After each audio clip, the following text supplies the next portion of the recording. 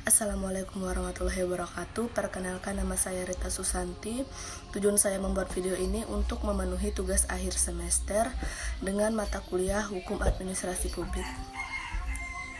Soal yang pertama, apa urgensinya mempelajari hukum administrasi negara agar ketika kita menjadi pejabat negara atau aparat pemerintah, kita menjadi tahu bagaimana caranya membuat sebuah peraturan, mengambil sebuah keputusan, kebijakan, ataupun memberikan suatu perizinan bagi masyarakat dengan tetap berdasarkan pada Pancasila.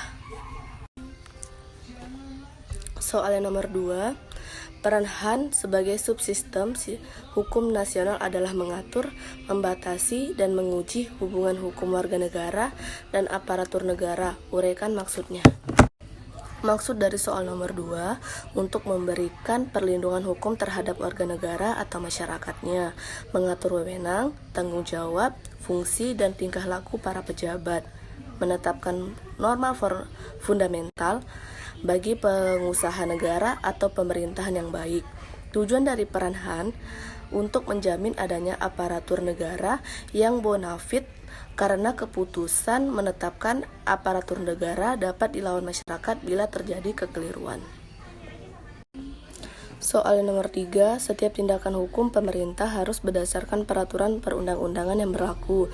Jelaskan maksud pernyataan tersebut berkaitan dengan asas legalitas sebagai salah satu prinsip dalam negara hukum. Jawaban nomor 3, dalam setiap negara hukum dipersyaratkan berlakunya asas legalitas dalam segala bentuknya, yaitu bahwa segala tindakan pemerintah harus didasarkan atas peraturan perundang-undangan yang sah dan tertulis.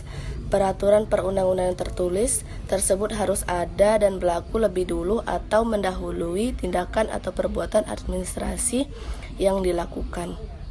Normatif demikian nampaknya menjadi sangat kaku dan dapat menyebabkan birokrasi menjadi lamban.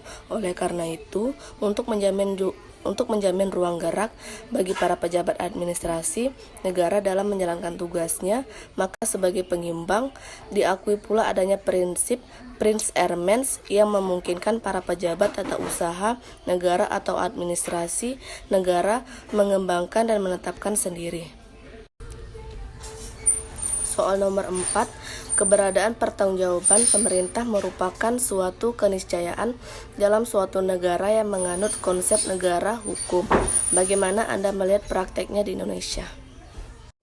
Perundang-undangan saat ini dirasakan belum mampu memberikan keadilan yang dicita-citakan dari para pencari keadilan. Sebut saja misalnya ketentuan pasal-pasal terkait pencurian dalam KUHP yang masih digolongkan sebagai suatu sanksi yang represif. Tujuannya adalah untuk memberikan efek jera kepada si pelaku, padahal korelasi yang tegas antara penerapan sanksi secara represif dengan efek jera yang diharapkan belum tentu berbanding lurus. Contoh kasus yang ada di Indonesia, pencurian sendal yang dilakukan oleh anak yang berusia 15 tahun sehingga harus menjalani proses persidangan menjadi sangat ironis jika dibandingkan dengan banyak koruptor yang lepas dari jeratan hukum. Peraturan yang represif dan terlalu kaku dalam penerapannya tentu mencederai rasa keadilan dalam masyarakat.